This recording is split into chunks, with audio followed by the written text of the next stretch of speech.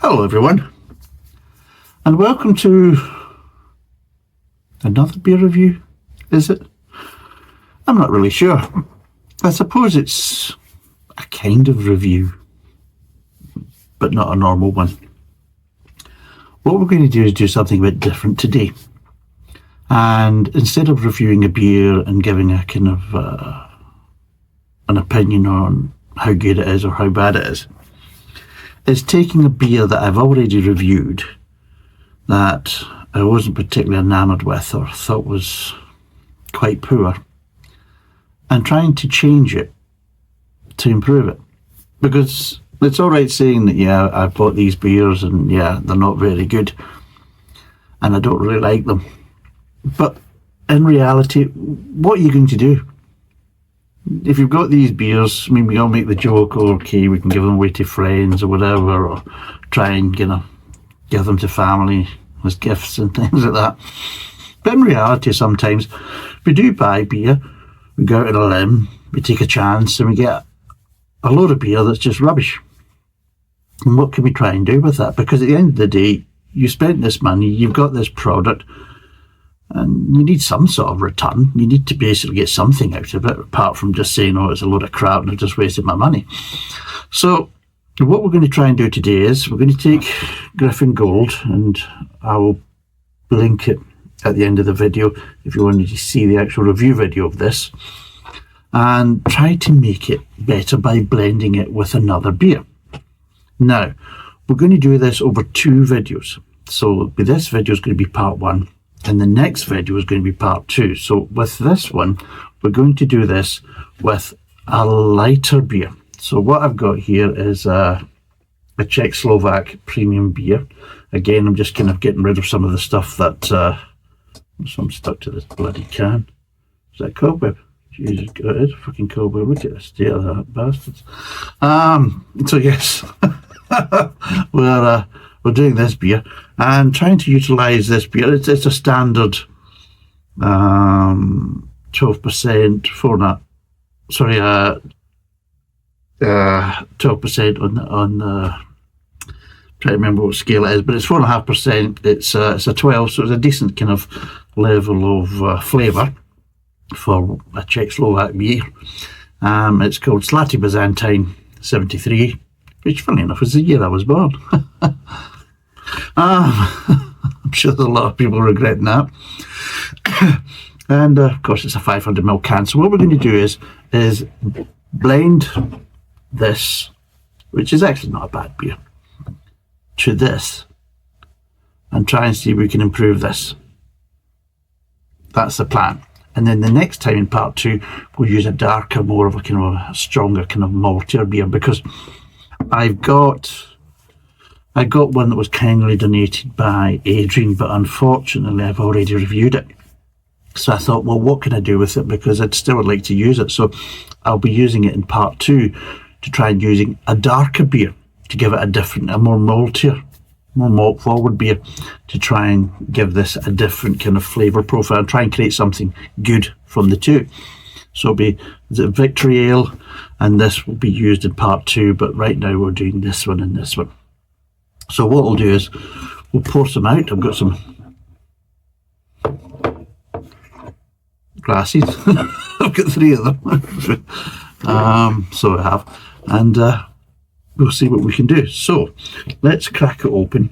Now, one of my biggest problems was with the Griffin Gold. I just found it was too hoppy, lacking malt flavour, and just overall quite a poor beer in relation to some of their other products that are actually quite good or very good. And I just felt that they really missed the boat. And going on their website and looking at the reviews that people have put on their website, I'm not the only one.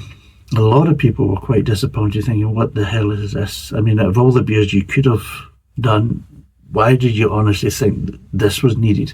Now, this, if I remember rightly, is a seasonal option, so it won't be available all through the year. But I don't know if it's going to be a continued seasonal option, but right now it's a seasonal option, and it will be coming out in the kind of end of spring, start of summer. months. But going by the reviews, they might change that. I don't know. But anyway, what we're going to do is we'll pour out half a glass, because I'm just going to do it simple, half and half beer blending. Obviously, you can adjust the ratios depending, but we're just doing it kind of fairly kind of straightforward. So what we'll do is we'll pop this open. God, those fuckers. Right. So what I'm going to do, take a clean glass, allegedly, and what we'll do is we'll pour.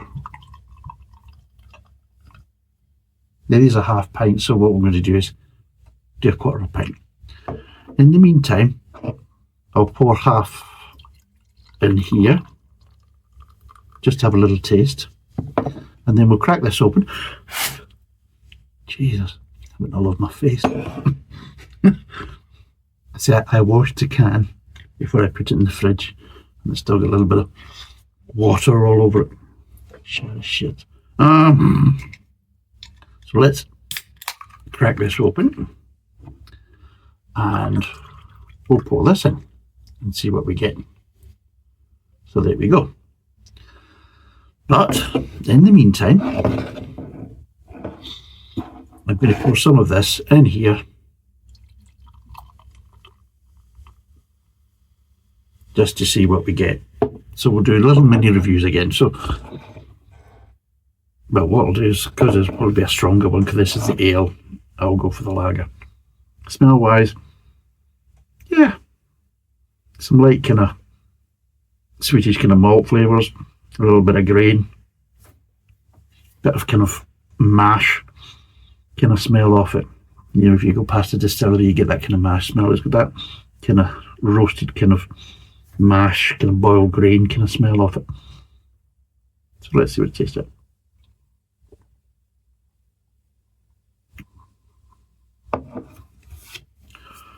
A bit of pepperiness there, and yeah, overall a nice, easy going, straightforward Czech Slovak lager. Yeah,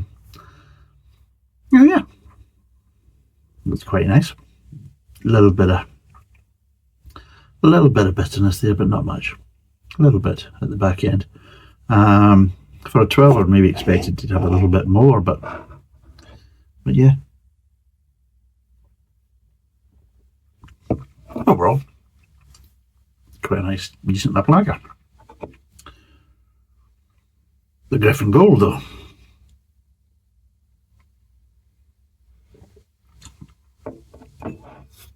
Straight away, a lot more kind of citrus kind of bitterness, so that kind of pithy bitterness to it. And I suppose it's a lighter kind of ale anyway, but a little bit of sweetness here, but overall it's just not really my cup of tea, really, to be totally honest. I mean, other people might like it, but I just feel that what Fuller's does best is darker beers. Going by their range, the most popular beers, the best-selling beers, and the most award-winning beers are all the darker beers. From their London Pride, ESB, to their kind of Black Cab and London Porter and all this type of stuff. They're better known for that, and they're graded on that. They really don't get too much for the kind of lighter stuff, just due to the fact is that it's not really that good. And I would say this is a kind of the same. I mean, I'll be totally honest, I think that it'd be better to add a mild, even if what they're going to do as a seasonal thing, is add a mild to the repertoire, to their kind of product range, rather than another kind of golden ale. But anyway, so not so great, and yeah, perfectly fine, perfectly drinkable. Well, what do we get with the two together? Let's find out.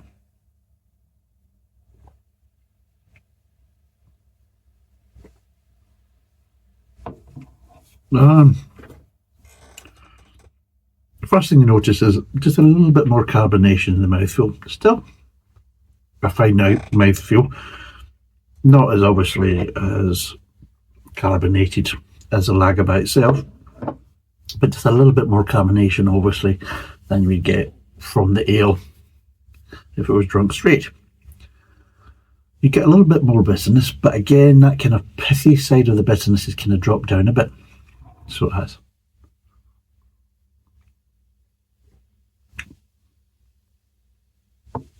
There's that little bit more balance to it because you've added a beer to it with light malt but not much bitterness, so you've kind of slightly increased the light kind of pale malt kind of flavour a little bit, while also slightly diluting the kind of pithy kind of bitterness, but still having a decent level of bitterness there. That just somehow makes it a little bit more balanced. You're still getting a little bit of kind of bitterness lingering on the back of the tongue and the back of the mouth after swallowing, but nowhere near as basically strong or as intense as it was as the original. So overall it's kind of calmed things down a little bit.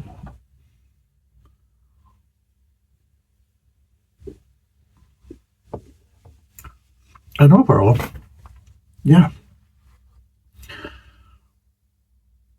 if the original Griffin Gold tasted more like that, it would have been a better beer and probably would have appealed to more people, especially in the more kind of traditional kind of beer drinking kind of community rather than the kind of craft side. And it's just kind of proves sometimes that less is more. And I've said this quite a few times, that just because you can doesn't mean you should. And yeah, just you should dial things back a little bit. You shouldn't go gung-ho sometimes, and I felt that they went a bit too kind of gung-ho. And when I say that, I'm not talking about in the kind of craft beer sense. I'm talking about more in a traditional kind of Fuller's production sense, whereas like they have a lot more success with the darker beers than they do with the lighter beers. And at the end of the day, if they're going to go for a lighter beer, then maybe they shouldn't have went too much into the kind of pithy bitterness kind of scenario, and you know, they did feel like they dialed back the malt. So yeah, I mean,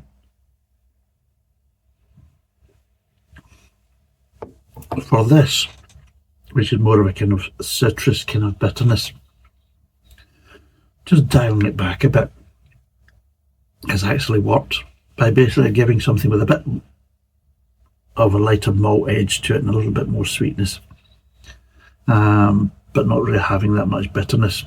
It has helped to kind of die down some of the flavours, but also slightly kind of level out some of the other flavours that were just slightly lacking.